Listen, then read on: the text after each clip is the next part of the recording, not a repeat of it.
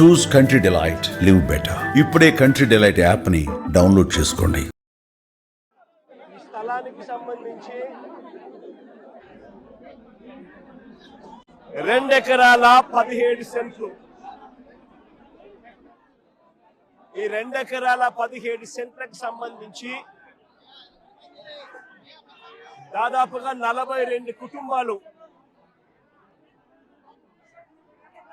25 సంవత్సరాలుగా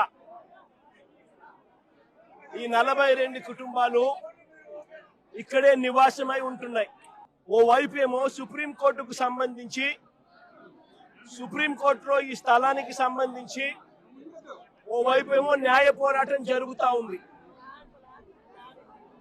సుప్రీంకోర్టులో petition pending లో ఉంది. డిసెంబర్ 31వ తారీఖు వరకు పోలీసులను డిసెంబర్ 31వ తారీఖు వరకు ఈ 42 కుటుంబాలకు సుప్రీంకోర్టు ఊరటనిచ్చింది. డిసెంబర్ 31వ తారీఖు వరకు సుప్రీంకోర్టు ఊరట పొందిన ఈ కేసులో ఈ 42 కుటుంబాలు ఓవైపున సుప్రీంకోర్టులో కేసు పెండింగ్ ఉండగానే 31వ తారీఖు వరకు ఊరట ఉండగానే ఇక్కడ పోలీసులను అడ్డు పెట్టుకొని ఏకంగా 200 పై మంది పోలీసులు ఇక్కడ వచ్చి ప్రైవేట్ పార్టీకి మద్దతు తెలుపుతూ ఈ 42 ఇళ్లకు సంబంధించిన బాధితులను నిర్దాక్షిణ్యంగా వాళ్ళ ఇంట్లో ఉండగానే వాళ్ళ ఇళ్ళన్నీ కూడా పగలగొట్టడం జరిగింది. వీళ్ళందరినీ రోడ్డును పడేయడం జరిగింది. నేను అడుగుతా ఉన్నాను, ప్రభుత్వ పెద్దల ప్రమేయంతోనే వారి సహకారంతోనే వారి ఆశీస్సులతోనే ఇంత అకస్మాత్తుగా సుప్రీంకోర్టులో డిసెంబర్ 31వ తారీఖున వరకు గడువు ఉంది అని తెలిసినా కూడా అధికార దుర్వినియోగం చేస్తూ వీళ్ళందరినీ రోడ్డు పాలు చేయడం జరిగింది. నేను అడుగుతా ఉన్నాను ఇక్కడే, అయ్యా చంద్రబాబు గారు, ఈ 2 ఎకరాల 17 సెంట్లకు సంబంధించి వీటి విలువ ఎంత అని చెప్పి నేను ఇక్కడ అడిగా. ఎంతకా ఇక్కడ దీని విలువ?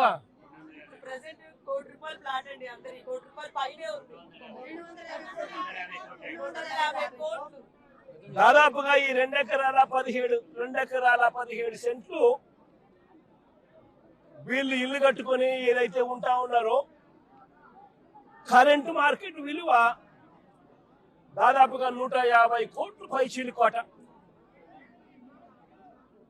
150 కోట్ల పైచిలుకు గల ఈ ప్రాపర్టీకి ప్రైవేట్ వ్యక్తులు దీంట్లోకి ఎంటర్ అయ్యారు. 2016లో, అంటే అప్పుడు కూడా చంద్రబాబు నాయుడు గారు ముఖ్యమంత్రిగా ఉన్నప్పుడే, 2016లో ఒక 1981 సంవత్సరం డేటెడ్ గా 2016లో ఒక ఫేక్ సొసైటీ పెట్టడం జరిగింది. తప్పుడు డాక్యుమెంట్లతో 2016లో 1981 డేట్ తో ఒక తప్పుడు సొసైటీ క్రియేట్ చేసి మొత్తం డాక్యుమెంటేషన్ అంతా కూడా ఈ 150 కోట్ల ప్రాపర్టీని కాజేయడం కోసం అడుగులు పడ్డాయి. వీరందరూ చంద్రబాబు నాయుడుతో సన్నిహితులు. నారా లోకేష్ గారి ఇన్వాల్వ్మెంట్, లోకల్ ఎంపీ కేశినేని చిన్ని పూర్తిగా ఇన్వాల్వ్ అయి ఉన్నారు.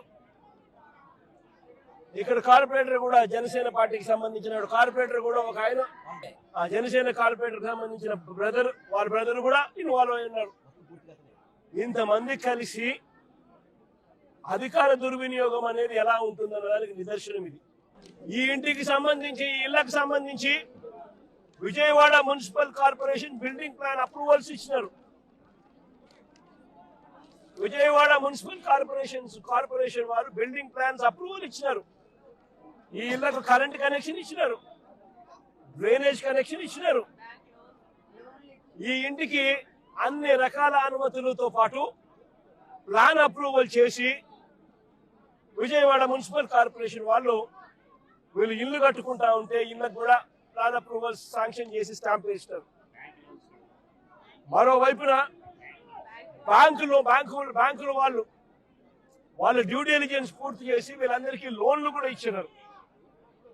ఇక్కడ ఉన్న వాళ్ళు దాదాపుగా ఒక్కొక్కరు 20 లక్షలు 25 లక్షల రూపాయల పైన ప్లాన్స్ ఎలా ఇచ్చారో అని అడుగుతా ఉన్నా.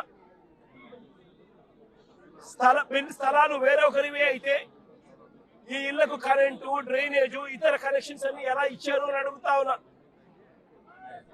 వేరొకరిదే ఈ స్థలం అయితే వీటికి ఇక్కడ ఉన్న వాళ్లకు బ్యాంకు లోన్లు ఎలా ఇచ్చారు అని అడుగుతా ఉన్నా. రిజిస్ట్రేషన్లు చేశారు, బిల్డింగ్ ప్లాన్ అప్రూవల్స్ ఇచ్చారు, అన్ని రకాల పర్మిషన్స్ ఇచ్చినారు. చివరికి వీరికి బ్యాంకులు వాళ్ళు లోన్లు కూడా ఇచ్చాయి వాళ్ళ డ్యూ డిలిజెన్స్ పూర్తి చేసి. మన ఇన్ని సవ్యంగా ఉన్నప్పుడు ఇది ఏ రకంగా గవర్నమెంట్ ముందుకు వచ్చి వీళ్ళకి ఎటువంటి న్యాయము చేయాలి అని కనీసం ఆలోచన కూడా లేకుండా, ఎటువంటి ముందస్తు నోటీసు కూడా ఇవ్వకుండా, వీళ్ళ ఇళ్లలో ఉండగానే 200 మంది పోలీసులు పైచిలకు వచ్చి ప్రైవేట్ వ్యక్తులకు మద్దతు ఇస్తూ ఒక్లేర్లు పెట్టి, జేసీబీలు పెట్టి, బుల్డోజర్లు పెట్టి ఏకంగా బిల్డింగులు పక్కన కొట్టడం జరిగింది.